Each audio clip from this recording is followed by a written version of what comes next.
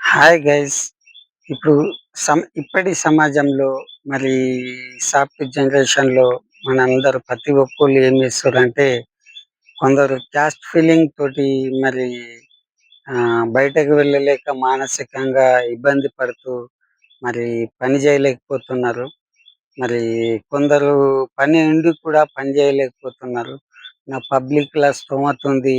నేను బయటకెళ్ళి ఎట్లా పని చేయాలా అనేసి కొందరి ఫీలింగ్ కాబట్టి వాళ్ళు కూడా పని చేయలేకపోతున్నారు కాబట్టి, మన క్యాస్టులు, మన ఏదైతే మన కుల, మత భేదాలున్నాయో అవి ఎప్పటికీ కూడుబెట్టాయి కాబట్టి, ఈ సమాజాన్ని పట్టించుకోకుండా మన క్యాస్ట్‌ని ఒక పక్కకు పెట్టినట్లయితే, ఏ పని జేసినా గానీ ఈ ఈ ప్రపంచంలో ప్రతి ఒక్కళ్ళకు డబ్బు అనేది ఉంటది మరి.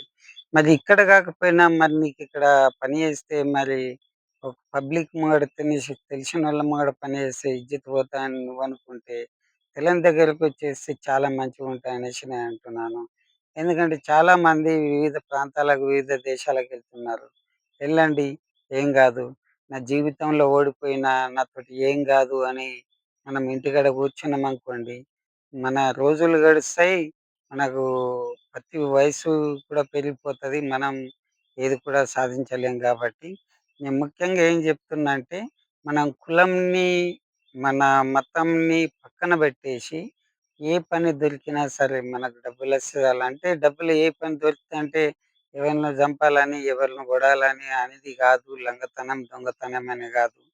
పని వృత్తి మంచి మనిషి చేసే పనిని అది వ్యవసాయం గానీ, బిజినెస్ గానీ, మరి ఆ బిజినెస్‌లో దాంట్లో ఒక షాప్‌లో వర్కర్‌గా చేయడం గానీ, ఎక్కడికెళ్ళి ఒక్క మనిషి మనం త్యాగం చేసినామనుకోండి, మన ఇంట్ల 10 మంది బతుకుతారు మనతోటి గాబట్టి, మరి ప్రతి ఒక్కళ్ళి క్యాస్ట్ ఫీలింగ్‌ని అనేది ఒకటి పక్కన పెట్టేసి, నేను రెడ్డి, పలానా కాపు, పలానా ఎస్సీ, పలానా ఎస్టీ అనేది పెట్టకుండా మరి చేసినట్లయితే చాలా మంచిగుంటాయనేసి నేనంటున్నాను.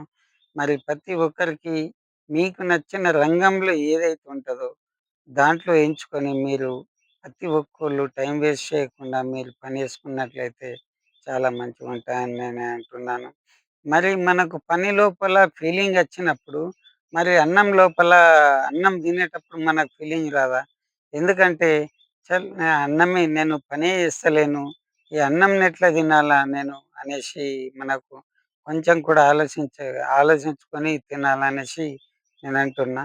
ఎందుకంటే, మనకు చిన్న వ ఒక వయసు నుండి మనం సంపాదించిన బిజీ బిజినెస్ జేసినా, ఏది జేసినా చిన్న వయసు నుండి చేస్తూ పోతుంటే, పెద్దయిన తర్వాత అదే రొటేషన్‌గా మరి డెవలప్ అయ్యి వేరే చోట బిజినెస్ కూడా చాలేయొచ్చని నేను అంటున్నా. మనిషిని ఎప్పుడు జీవితంలో ఓడిపోడు. ఓడిపోయిండు అంటే రేపు గెలవడం మనకు అవకాశం ఉన్నది అనేసి ఒకటి గుర్తుపెట్టుకోవాలన్నట్టు.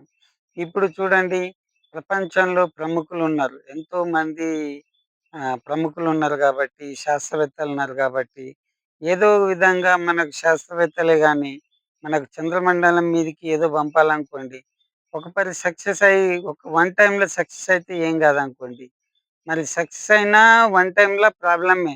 ఎందుకంటే సక్సెస్ అయినప్పుడు సంతోషంగుంటాడు. సక్సెస్ కానప్పుడు మరి చాలా ఇబ్బందికరమైన బాధుంటది గాబట్టి గుర్తుపెట్టుకోవాలా. మనిషి ఎప్పుడు కూడా ఆటోమేటిక్‌గా ప్రతి ఒక్కసారి నేను సక్సెస్‌ఫుల్ అనేది కూడా ఉంటే కూడా ప్రాబ్లమే.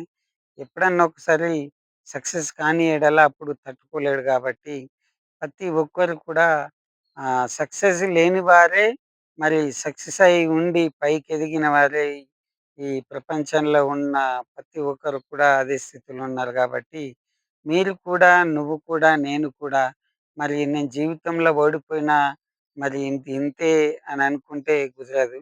ఎందుకంటే ఒక మనిషి ఉదాహరణ చెప్తున్నా నేను. ఒక చెరువు గట్టు దగ్గరకు పోయి బట్టలిప్పేసి మనం ఈత కొడదామనే ఆలోచనొచ్చి బట్టలిప్పేసి చెరువు మీదనే ఉన్నామనుకోండి, మనకు ఈత రాదు. మనము బట్టలిప్పేసి పక్కన పెట్టేసి చెర్లకు పోయి ఈత కొట్టి, ఒకసారి మునిగి, ఒకసారి తేలి, నీళ్ళు మింగి ఆ! మళ్ళా ట్రై చేసినట్లయితే మనకు ఆటోమేటిక్‌గా ఈతొస్తది కాబట్టి, అప్పుడు ఆయన నీళ్ళు మింగిన దానికంటే ఆయన మునిగినది అప్పుడు బాధ అనిపించినా గానీ, ఈత నేర్చుకున్నప్పుడు అబ్బా! నాకు ఈతొచ్చేసిందనేది ఒక ఆనందం ఉంటది. ఆయనకు రానప్పుడు ఓడిపోతాడు. ఓడిపోయినప్పుడు ఆయన ఒక గట్టి విశ్వాసంతోటి, కాన్ఫిడెన్స్ తోటి ఆయన ఈత నేర్చుకున్నప్పుడు ఎంత సంతోషం అనిపిస్తదో చూడండి. మనమే ఆలోచిద్దాం. ప్రతి ఒక్కడికి దేవుడు మరి జీవితంలో ప్రతి ఒక్కరికి ఈ భూమి మీదకి పంపించినప్పుడు ఎవరికీ ఓటమి అనేది ఉండదు. ఏదో రూపంలో దేవుడు మనకు మనకు ఆదాయాన్ని సమకూరుస్తాడు. మరి సక్సెస్ అనేది ప్రతి ఒక్కరికి ఉంటది కాబట్టి నేను అంటున్నాను. ఉదాహరణకు చూడండి మనకు ఉత్తరప్రదేశ్ రాష్ట్రంలో ఉత్తరప్రదేశ్ రాష్ట్రంలో ఒక మారుమూల ప్రాంతంలో అక్కడ ఒక అందరూ ఐఏఎస్‌లు, ఐపీఎస్‌లు ఉన్నారు. అక్కడ 40% స్టూడెంట్స్ ఏందంటే, వాళ్ళకు సీనియర్స్ తోటి గైడెన్స్ తీసుకొని, ఆ చిన్న విలేజ్‌లో ఐఏఎస్‌లు, ఐపీఎస్‌లు వాళ్ళు 10థ్ ఇంటర్మీడియేట్ స్టాండర్డ్ నుండే వాళ్ళు ఐఏఎస్‌కు, ఐపీఎస్‌కు మెటీరియల్స్ తీసుకొని వాళ్ళు చదువుతారు. చదివి వాళ్ళు డిగ్రీ కంప్లీట్ చేసి థర్డ్ ఇయర్స్ నుంచే మరి వాళ్ళు ప్రిపరేషన్ ఇంటర్మీడియేట్ నుంచే వాళ్ళు ప్రిపేర్ అయ్యి, మరి సివిల్ రాసి వాళ్ళు ఎంతోమంది ఆ ఊర్లో 40% మంది ఐఏఎస్‌లు, ఐపీఎస్ ఉన్నారు. వాళ్ళెందుకు మరి సక్సెస్ అయ్యిర్రు మరి. వాళ్ళు కూడా మనం సాధించలేంరా బాబు!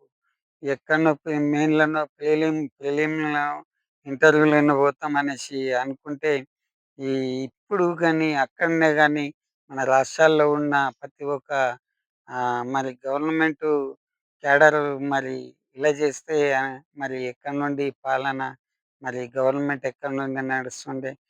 కాదు. కష్టపడి చేస్తేనే సక్సెస్ అనేది అయితది.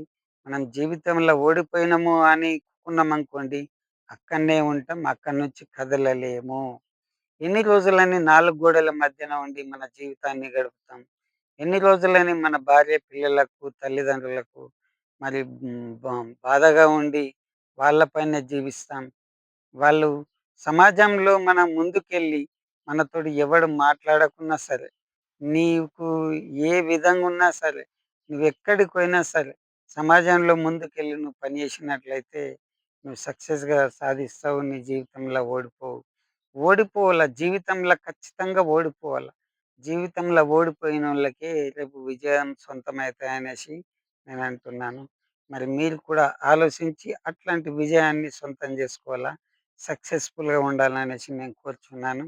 మరి ఏ విధమైన బిజినెస్ రంగం గానీ, వ్యవసాయ రంగం గానీ, మరి స్పోర్ట్స్ రంగం గానీ, స సైంటిస్టుల రంగం గానీ, ప్రతి ఒక్క దాంట్లల్లా నేను నాతోటి గాదురా బాబు! నాతోటి చేయలేను. అది, ఇది అని సొల్లు కబుర్లు చెప్పుకుంటా తప్పించుకునే ప్లాన్ చేసుకుంటే మనం ఎప్పుడు సక్సెస్‌ఫుల్‌గా నిలవలేము. మనం వెనకంజలోనే ఉంటాం. ఎన్ని రోజులని ఉంటాం. మన తల్లిదండ్రులు మన భార్యకు తెలియకుండానే మనకు చాటున డబ్బులిస్తే, ఆ డబ్బులతోటి ఖర్చు పెట్టుకొని జల్సాలాడదాం. మన టైం వేస్ట్ అయితది. తర్వాత మన తల్లిదండ్రులు కాలం కాలం చే కాలం ఎల్లదీసిర్రనుకోండి, అప్పుడేం జేస్తాం? అప్పుడేం జేయలేం గదా!